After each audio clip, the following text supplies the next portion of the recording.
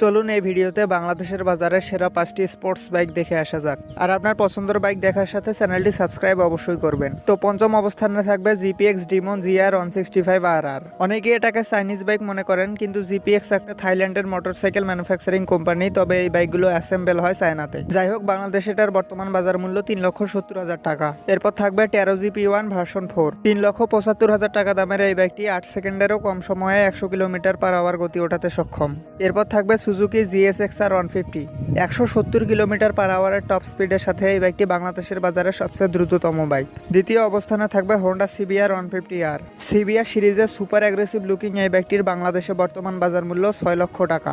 প্রথম অবস্থানে থাকবে বাংলাদেশের বাজারে সবচেয়ে জনপ্রিয় sports bike Yamaha R15 version 4। Traction control, quick shifter, slipper clutch এবং ভিভি এর সাথে এই বাইকটি 150cc সেগমেন্টের সবচেয়ে ফিচার্স লোডেড বাইক। তবে এটা কিনতে খরচ হবে 5,95,000। চলুন এই ভিডিও